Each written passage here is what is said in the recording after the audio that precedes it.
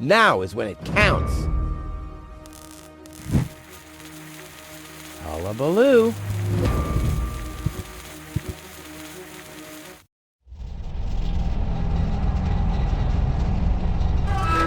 Ah, well, maybe I should read the letter. Dear Mr. Yeah. We're happy to inform you, blah, blah, blah. Get to the point, will ya? Unfortunately, the delivery of your screws will be delayed for... Please find enclosed a voucher for a pack of rivets. We apologize for any inconvenience this might have caused. Sincerely yours. Just a second. Screws?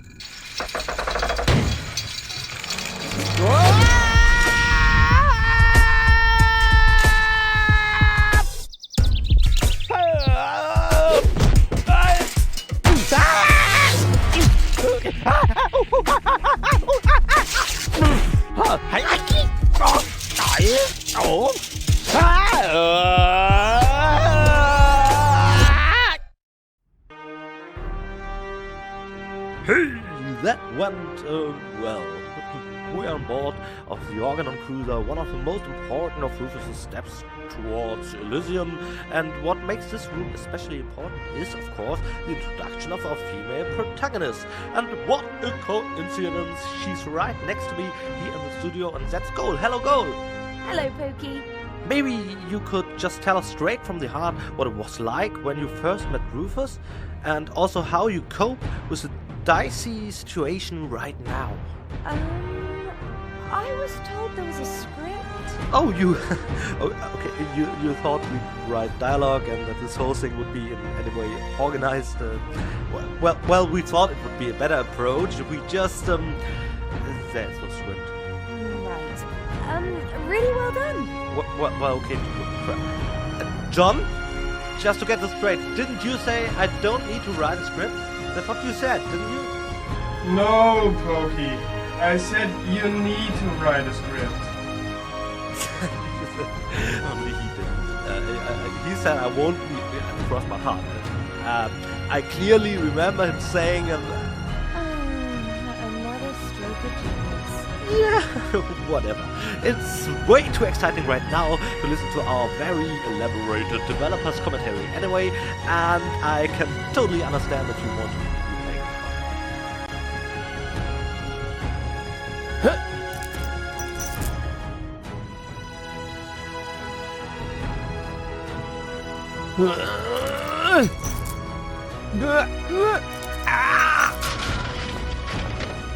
Whew, what a maneuver. Hey, my suitcase is here too. It must have got entangled in the chain. Just like I planned. The suitcase is stuck in the junk chute. Just like I planned.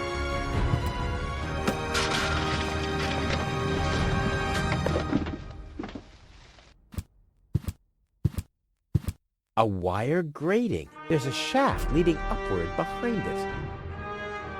Ouch! The wire's cutting into my flesh. I need, well, something like, has anyone here got a bolt cutter? A well-oiled gearbox. Yeah, I'm getting dirt between my teeth already. I'd better leave it closed for now. There's a flood of trash behind it. Reminds me of my ex-home.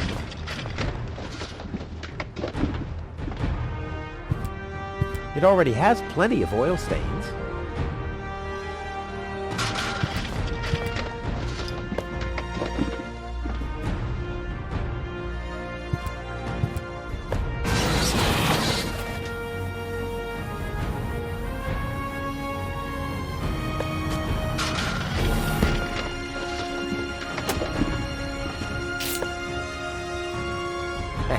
Not as strong anymore, are we?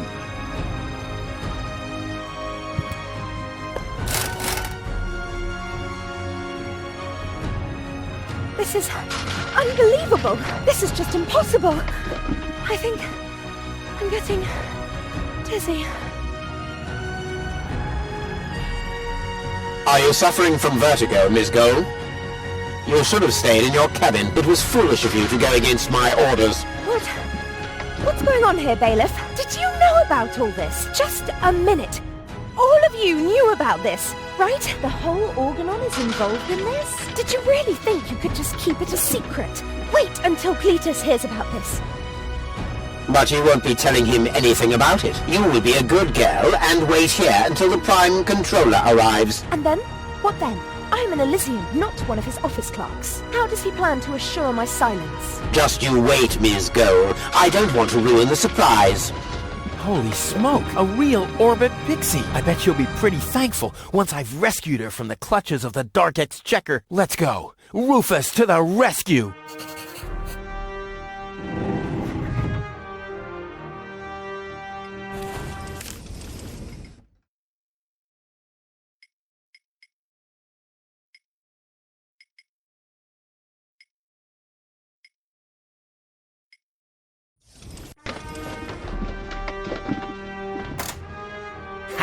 Take that! No, don't! Ah! What's that?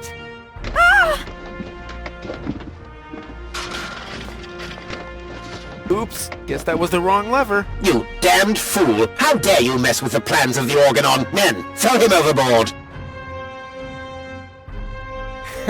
You need to catch me first, but I'm much too fast for you, see? First I'm here, and now I'm gone. Here, gone.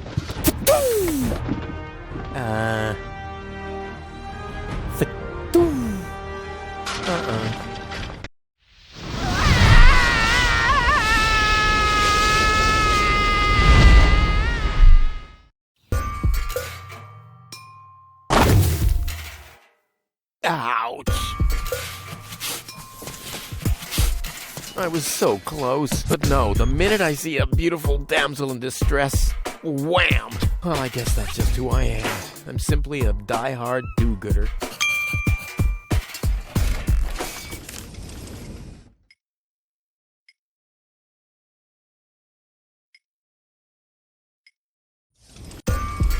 Oh, yes, this is the screen in front of the city gates. At this point, I really need to apologize to Rufus for giving him such a rough ride through the Omega trilogy. We thought, what would be especially hilarious in our hilarious game?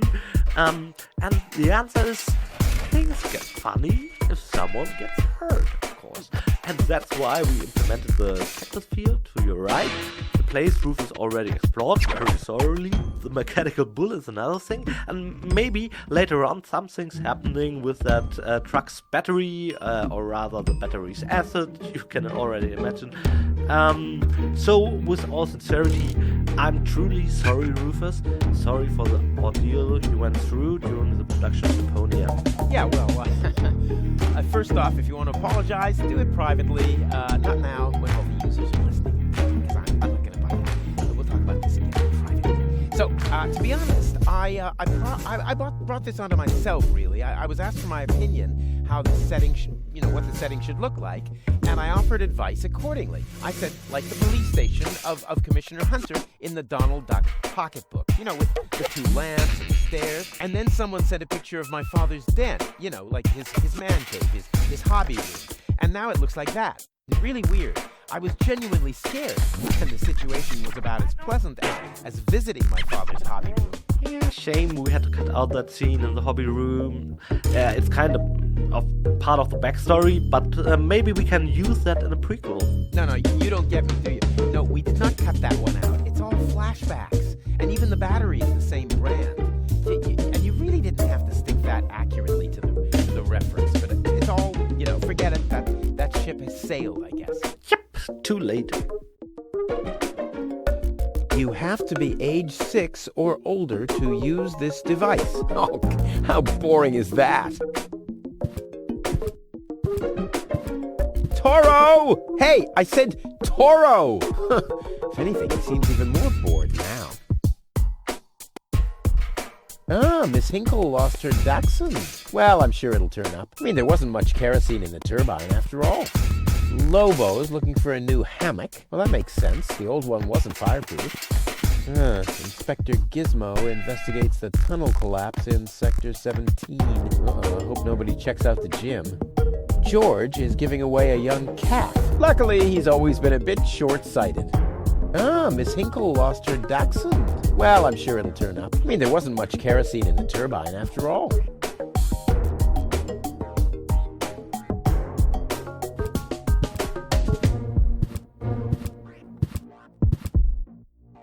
Oh, great. The rust bucket's dead, but the lock is still working.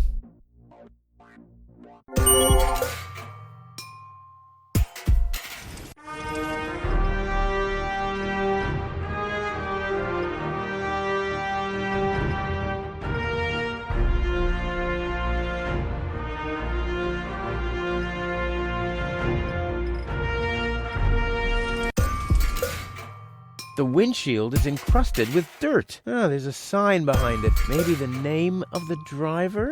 Sure, puff. That could spell anything.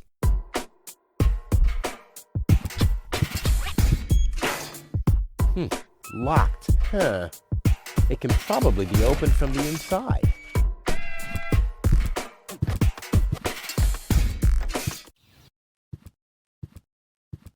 What's going on here?